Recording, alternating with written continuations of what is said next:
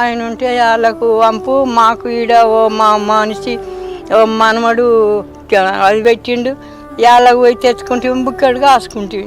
ఇప్పుడు పోతే గుండె పల్లెకి పోవాలి, అట్టిడికి సక్క రానే రావాలి, వాళ్ళు తిరగన్న మా కొరకు ఆ పొలగాడు.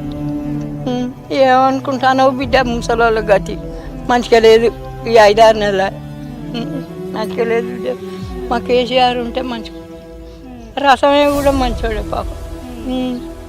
మరి ఎందుకమ్మమ్మ, ఎందుకు కేసీఆర్ని ఎందుకు ఓడబెట్టుకున్నారు? ఏమో అయ్యా, మరి నేను ఒక్కదాన్ని చేస్తా ఇస్తుందా బిడ్డ ఇది?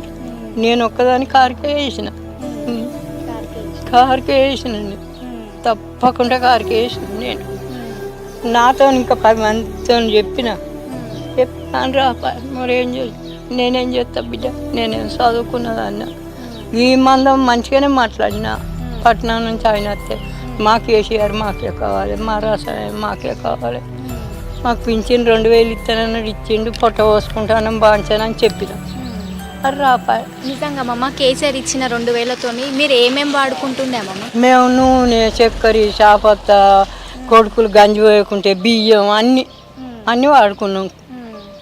గంజి పోసిన వాళ్ళకి మిగిలినవి, గంజి పోయిన వాళ్ళకి ఆడికి అయినాయి, బతికినాం, పొట్టకు తిన్నాం, పండు కొనుక్కున్నాం, పొలం కొనుక్కున్నాం, ఇంటికాడ ఉన్నాం బాంచాను. మరి ఏం చేయను బిడ్డ? ఇప్పుడు ఆ పండుగ లేవు, పొలానికి లేవు. నేను ఆయన మంచిగా ఇచ్చే ఒక్కరన్నా ఒక్కరితో అయ్యే పని ఆ బిడ్డ. ఇది కాదు, అంత మంచిగా అని అనుకుంటే అంత మంచిగా అవుతుంది, అందరు చెడు అనుకుంటే చెడు అవుతుంది.